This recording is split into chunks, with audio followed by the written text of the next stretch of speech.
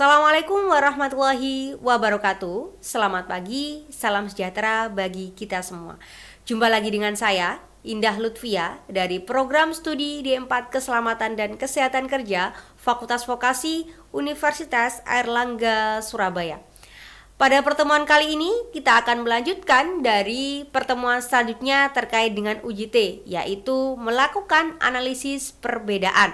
Nah, uji perbedaan kali ini cukup berbeda karena ketika kita melakukan yang namanya analisis UJT, kita dihadapkan hanya dengan dua kelompok saja. Nah, maka selanjutnya akan muncul pertanyaan, bagaimana kalau seandainya datanya lebih dari dua kelompok? Nah, maka kita akan belajar menggunakan yang namanya analisis ANOVA one way. Terkait dengan apa itu ANOVA one way, kemudian bagaimana prasyaratnya, bagaimana asumsinya, kemudian bagaimana pengujian hipotesisnya, kita akan mempraktekkan bersama-sama di pelajaran berikut ini. Kurang lebihnya begitu, selamat belajar. Tutorial uji ANOVA one way dengan SPSS. Hari ini kita akan melakukan tutorial mengenai ANOVA one way. Namun sebelumnya ada beberapa hal yang perlu kita ketahui bersama terkait dengan apa sih definisinya gitu ya.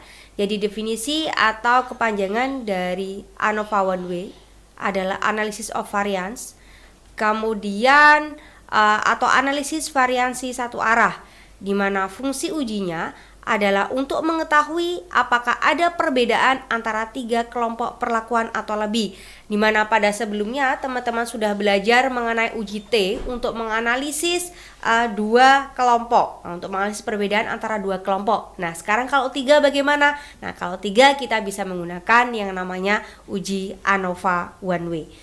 Nah, untuk prasyaratnya atau asumsinya ada tiga syarat utama ya. Yang pertama, nantinya teman-teman datanya harus berskala untuk numerik dan juga harus distribusinya harus normal, dan juga ada prasyarat lain. Hipotesisnya sama ya, seperti beberapa jenis uji sebelumnya, ada hipotesis 0 dan juga alternatif. Nah, kemudian untuk penyelesaian studi kasusnya ini diperlukan untuk semakin mengasah kemampuan analisisnya teman-teman, dan hingga nanti kemampuan untuk membaca kesimpulan akhir dari hipotesisnya. Untuk definisi begitu, yang pertama, apa sih ANOVA one way? ANOVA one way merupakan sebuah jenis analisis statistik yang digunakan untuk menguji perbedaan rata antar grup. Nah, grup di sini ternyata bisa berarti kelompok atau jenis perlakuan. ANOVA sendiri ditemukan seorang ahli statistik bernama Ronald Fisher. Makanya di sini akan ada ujian namanya Fisher exact test ya. Nah, itu seperti nama penemunya, yaitu Ronald Fisher. ANOVA merupakan singkatan dari Analysis of Variance. Kemudian sebetulnya ANOVA ada berbagai macam jenis ya. Jadi nggak hanya one way, tapi yang diajarkan di sini hanya one way saja. Jadi one way ANOVA itu mengelompokkan butuh satu variabel saja. Sedangkan two way itu untuk pengelompokannya butuh dua variabel. Sedangkan three way ada tiga variabel dan seterusnya. Nah, untuk asumsinya tadi sudah saya katakan ada tiga asumsi. Jadi yang pertama, prasyaratnya adalah data berskala minimal interval. Berarti wajib ya untuk skala data untuk ANOVA ini sama dengan uji T, yaitu data harus berupa data angka. Jadi bukan merupakan data kata-kata atau kategori. Kemudian data berdistribusi normal dan juga variansi datanya harus homogen. Nah, ini dikatakan variansi homogen bagaimana? Nah, bisa melakukan yang namanya uji homogeneity variance test, yang ini dilakukan untuk memenuhi variansi satu arah atau tidak. Kemudian hipotesisnya, apa saja sih hipotesis dari one way ANOVA? Nah, kalau di bagian uji T dan uji-uji sebelumnya yang hanya menganalisis dua jenis variabel, maka dikatakan ada hubungan atau kemudian tidak ada, atau ada perbedaan atau tidak ada. Karena ini lebih dari dua kelompok begitu ya, maka hipotesisnya adalah minimal ada satu saja pasangan yang berbeda di antara tiga jenis kelompok tersebut. Nah, apabila hal yang ditolak di sini, maka harus mencari pasangan, kira-kira pasangan mana sih yang berbeda? Misalnya di antara ketiga itu, kedua pasangan mana yang berbeda? Apakah kelompok 1 dengan kelompok 2, ataukah kelompok 2 dengan kelompok 3, atau sebaliknya kelompok 1 dengan kelompok 3? Gitu. Kemudian untuk memperjelas, maka kita bisa melakukan studi kasus. Jadi di sini sebuah perusahaan konveksi mempekerjakan 100 pekerja wanita setiap harinya, di mana pekerja wanita yang memiliki beban kerja tinggi ternyata stres dan tidak tercukupi gizinya itu rentan mengalami anemia. Nah, apabila pekerja itu anemia, maka dapat terjadi penurunan produktivitas kerja, sehingga di sini perusahaan akan mengalami risiko kerugian, yaitu omset perusahaan bisa mengalami penurunan. Kemudian rencananya pihak manajemen di sini akan memberikan suplementasi Fe untuk mencegah anemi. Akan tetapi sebelumnya, sub bidang penelitian dan pengembangan sumber daya ingin menguji kira-kira efektivitas dari pemberian Fe pada pekerja dengan mengambil beberapa sampel. Jadi akan ada beberapa perlakuan yang diberikan kira-kira seperti itu. Ini adalah datanya. Jadi kelompok pertama diberikan suplementasi zat besi atau Fe saja, sedangkan kelompok kedua diberikan suplementasi zat besi dan vitamin B1. Dengan kelompok ketiga tidak diberikan suplementasi apa-apa untuk mengecek ini kira-kira mana sih yang terbaik gitu ya, mana yang terbaik kira-kira, mana yang berisiko anemia, mana yang lebih tidak berisiko untuk mengalami anemia, begitu. Kemudian pertanyaannya adalah apakah terdapat perbedaan kadar hemoglobin ya, karena indikator untuk anemia itu adalah kadar hemoglobin di antara ketiga kelompok setelah diberikan intervensi yang berbeda-beda berikut. Oke, lanjut kita untuk melakukan tutorialnya. Jadi yang pertama sama ya seperti yang sebelumnya, kita masuk ke kolom variable view, lalu menginputkan kedua dan jenis variabelnya. Yang pertama hemoglobin bekerja dan yang kedua adalah kelompok. Untuk yang di bagian value-nya kita mengisikan di bagian kelompok. Kelompok pertama yaitu kelompok pekerja yang diberikan suplementasi zat besi saja. Untuk yang kelompok kedua diberikan suplementasi zat besi dan B1, sedangkan kelompok ketiga tidak mendapatkan suplementasi sama sekali. Oke, kemudian di bagian data view di sini, nah ini kemudian dimasukkan ya datanya, ini sesuai dengan kelompoknya ya. Nah ini ada 7 orang. Nah ini dari segi kelompok 1, kelompok 2 dan kelompok 3 boleh ya jumlah orangnya tidak sama gitu. Jadi misalnya kelompok 1 10 orang, kemudian kelompok 2 7 orang, boleh. Jadi tidak ada aturan pastinya, datanya per kelompok harus sama begitu. Oke, lanjut. Karena ini datanya mensyaratkan harus distribusi normal, maka kita bisa mengeklik analyze, klik non-parametric test, legacy dialog, kemudian pilih one sample Kolmogorov Smirnov, masukkan di bagian variabel hemoglobin bekerja. Untuk variabel kelompok tidak perlu ya, karena datanya berupa ordinal, tidak perlu melakukan analisis uji normalitas. Jangan lupa centang normal, kemudian klik OK. Oke. Dari sini kita bisa mengetahui kalau ternyata datanya berdistribusi normal. Nah, ketika datanya distribusi normal, maka kita bisa mulai melanjutkan untuk melakukan uji one way ANOVA. Klik analyze, kemudian karena tujuannya adalah sama dengan uji T untuk membandingkan yang namanya perbedaan gitu ya. Klik compare mean, pilih bagian one way ANOVA. Di bagian HB pekerja masukkan di dependent list, kemudian kelompoknya masukkan di bagian faktor. Oke, jangan lupa klik di bagian option, pilih yang bagian homogeneity variance of test ya, untuk mengecek apakah variansinya homogen atau tidak. Karena tadi ada prasyaratnya, yang pertama dia datanya berskala harus berupa angka, sudah terpenuhi. Kemudian yang kedua, datanya harus distribusinya normal, sudah terpenuhi. Dan yang ketiga ini, variasinya harus homogen. Nah, kemudian klik continue, lalu klik OK. Oke, setelah di bagian homogeneity of variance-nya, kita bisa melihat, oh ternyata nilainya adalah 0,456. Nah, maka itu artinya apa? Kita bisa melihat di kesimpulan berikut ini.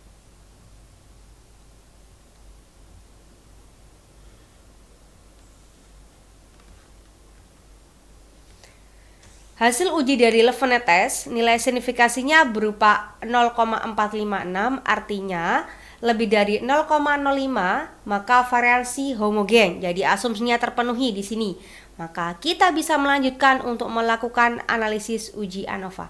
Jadi hasil dari output ANOVA-nya itu boleh dibaca kalau misalnya datanya itu variasinya homogen. Jadi di sini kesimpulannya nilai signifikansinya untuk di bagian ANOVA adalah kurang dari 0,05, artinya H0 ditolak sehingga minimal ada sepasang kelompok yang berbeda. Nah, untuk kesimpulan akhirnya begitu ya teman-teman. Jadi ketika ada minimal satu pasangan yang berbeda, maka akan muncul sebuah pertanyaan. Kira-kira kalau ada pasangan yang berbeda di sini, pasangan mana sih yang berbeda? Maka kita bisa melanjutkan menggunakan yang namanya uji LSD, yaitu uji post hoc comparison. Namun sebelumnya ini adalah beberapa step-step ya untuk pengujian dari uji one way ANOVA.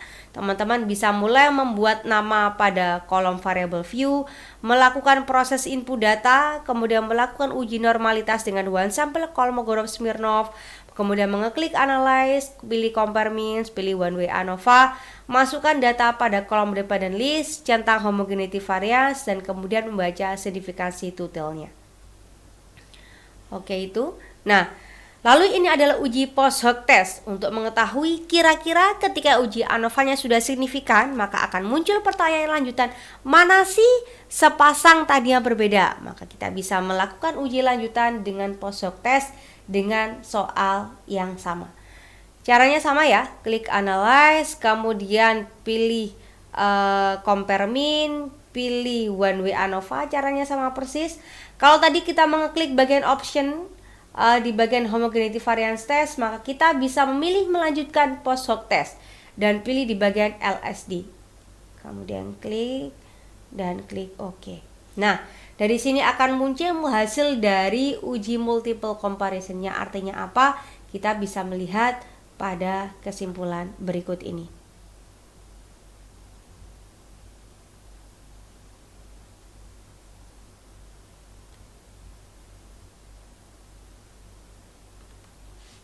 Nah, dari sini kita bisa melihat bahwa ternyata ada beberapa jenis yang artinya ada perbedaan gitu ya.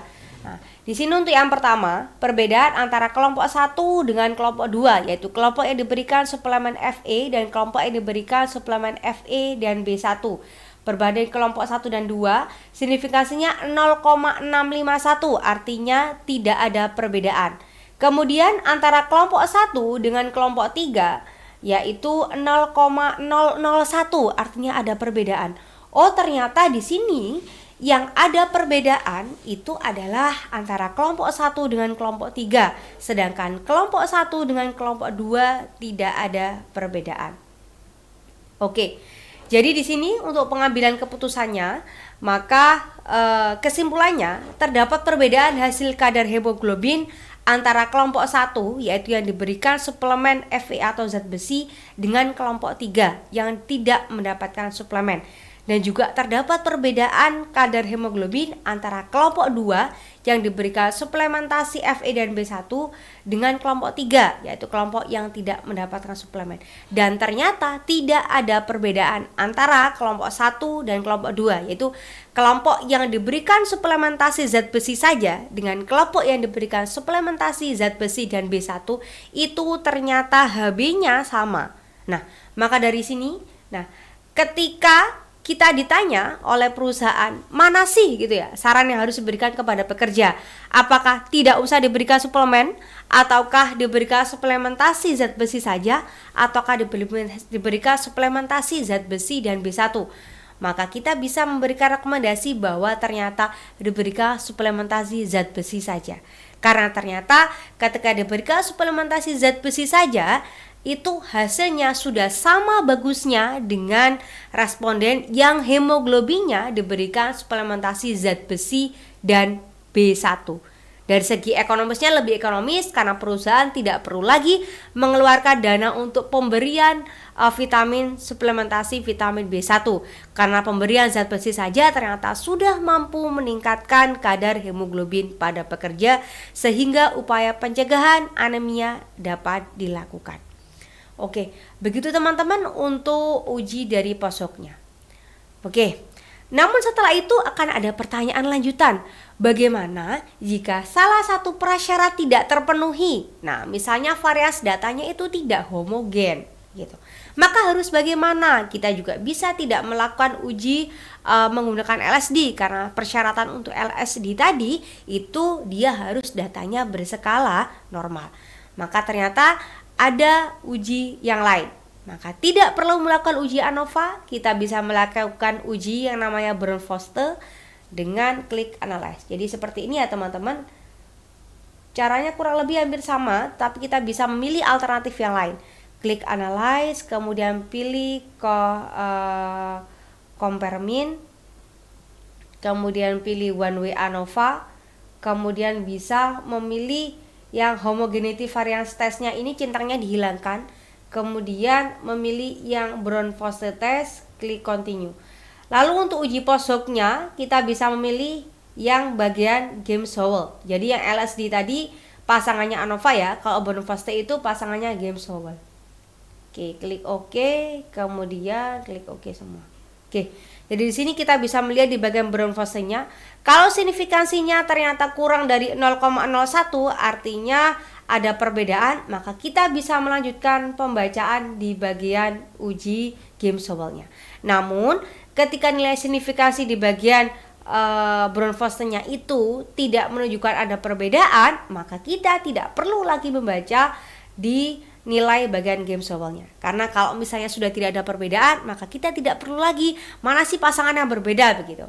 Nah, uji POSOK itu akan berguna ketika nilainya yang sebelumnya uji ANOVA-nya atau uji Brown-Forster-nya itu signifikan. Karena nanti akan ada pertanyaan lanjutan.